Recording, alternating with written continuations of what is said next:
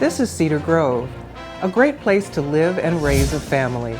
But in such an idyllic setting, the important issue of restoring the critical building systems of our community schools must be addressed. The Cedar Grove Board of Education is currently embarking on the urgent rehabilitation of existing school facilities, including roofs, windows, doors, some interior ceilings, and a ventilation system. This effort will require voter approval through a bond referendum. The total cost of the rehabilitation projects is beyond the ability to pay for within the annual operating budget of the school district. If authorized, the district will borrow funds by selling long-term tax-free bonds and then pay back the borrowed money over a 20-year period. This whole project that we're proposing has nothing to do with the cosmetics of a building. This is the nuts and the bolts of our building. The high school, North End, South End, and Lenadar Park schools have 49 roof sections totaling over 220,000 square feet. Over the years, many of the roof sections have been replaced.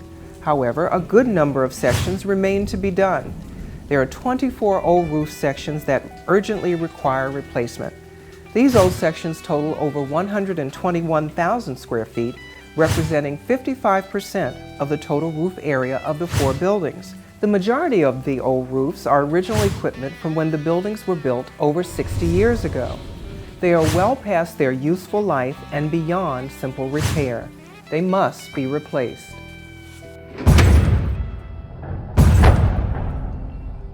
My main concern is the security and safety of all the children in Cedar Grove and going forward, the future children that are coming into the school. I have a 3rd grader and a 4th grade, a 3rd grade boy at South End and a 4th grade girl.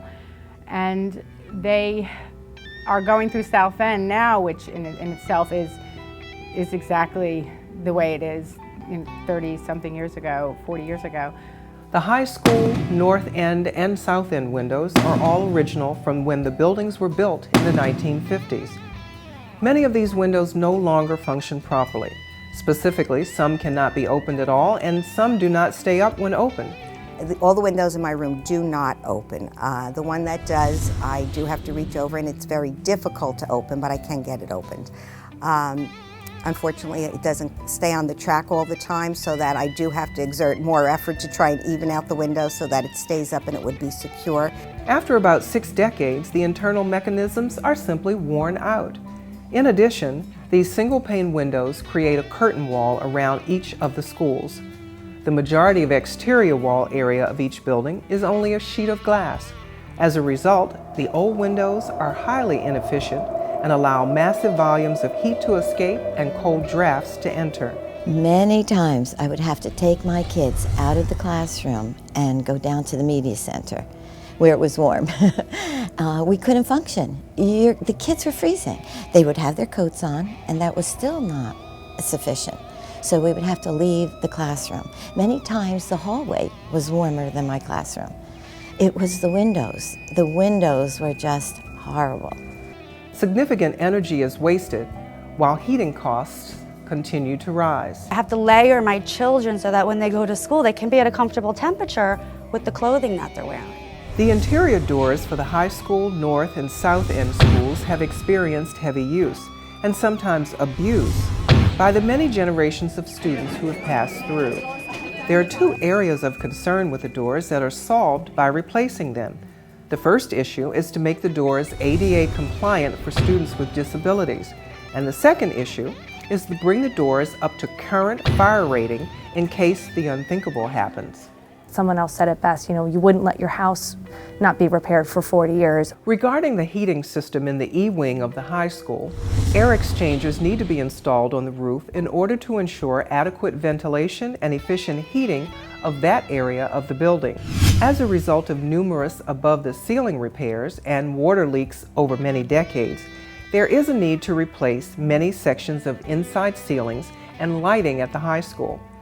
The existing glue-on ceiling tiles are simply no longer functional or replaceable. I want the basics for my children to make sure that they have a safe environment where there's not tiles falling on them as they're learning, that their warm in the winter and cool in the summer, because that's where I feel it would impact a child's learning, is if they, temperature-wise, they just can't concentrate because they're either too hot or too cold, or kids are getting sick because there's not enough heat in the buildings. Menadar Parks was constructed in 1960 and the roof is now 50 years old. The Board of Education offices are maintained on the second floor of LRP. The first floor is rental property that generates over $577,000 per year in revenue for the district. This revenue directly offsets property taxes every year. As with the other school buildings, this is in need of urgent roof repair. As landlords, the district must keep the property in good condition in order to maintain and attract tenants. The plan is to replace 32,750 square feet, or 100% of total roofing. No windows or doors will be replaced at LRP. No work is planned for Memorial Middle School since it has recently been rebuilt and expanded. All of the roofs, windows, and doors are new.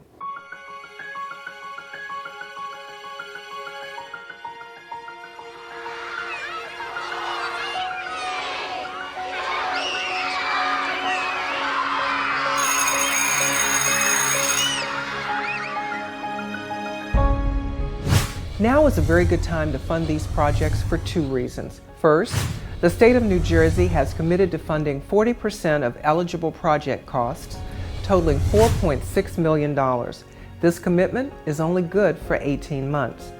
If Cedar Grove does not approve a referendum within that 18-month time frame, the funds will be lost. Given the financial condition of the state, it is unlikely that school construction funds will be available again in the foreseeable future.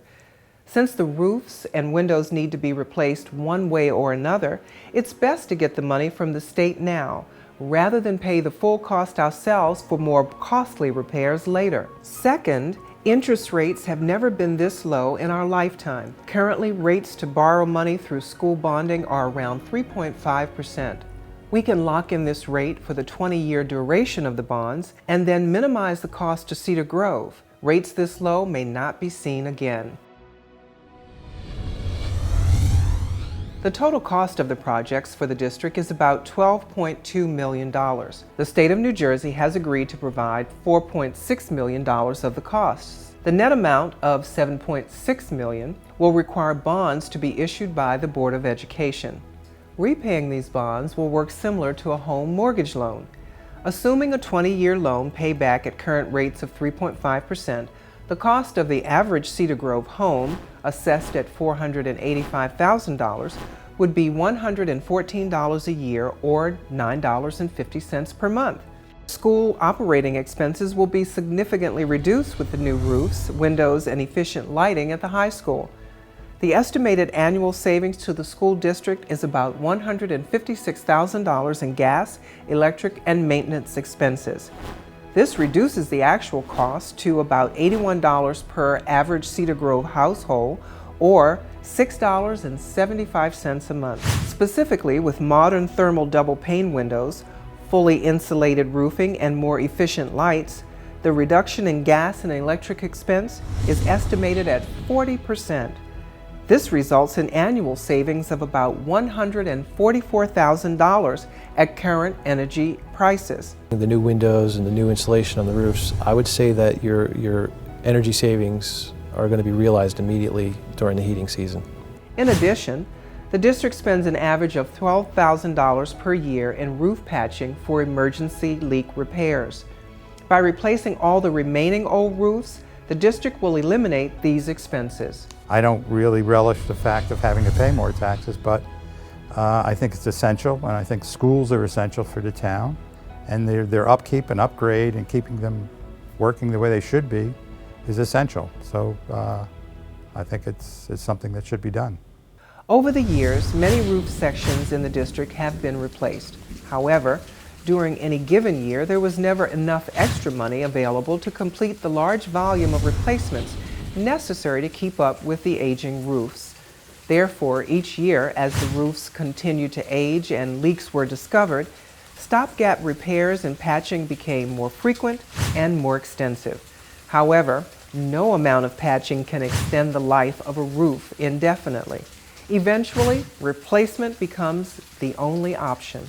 We've had situations where there's been a heavy storm and you just know you're going to come to work and some bulletin board's going to be ruined or there's going to be a puddle on the floor here and a puddle on the floor there. There will be a phased-in approach over time for the funding and execution of the projects. Bonds will be sold as needed only after the public bidding on the rehabilitation projects is complete and actual costs are known. Because of the lead time required for this, it is likely that the initial tax impact may not occur until the 2013-2014 tax year. We're taking advantage of the 40%, we're getting the low interest rates, and you really won't, the average homeowner will not feel the effect for 2 to 3 years. Here is a golden opportunity for the community to come together and do what's right for our kids and our future kids, environment for learning. What a better thing to have. My main concern is the security and safety of all the children in Cedar Grove. The kids were freezing. They would have their coats on, and that was still not sufficient. It needs to be done. These are safety issues. Someone else said it best, you wouldn't let your house not be repaired for 40 years. Why now? I think a better question would be why not 20 years ago? It's not a problem that's going to go away, it's only going to get worse. I don't really relish the fact of having to pay more taxes, but I think it's essential. My hopes for them would be a school that can be proud of. Like I was proud. I was very proud to graduate from Memorial High School, from Cedar Grove High School. This is the time to do it. We're getting 40% savings from the state of New Jersey. Bonds are at an all-time low. Here is a golden opportunity for the community to come together and do what's right for our kids and our future kids, environment for learning. What a better thing to have.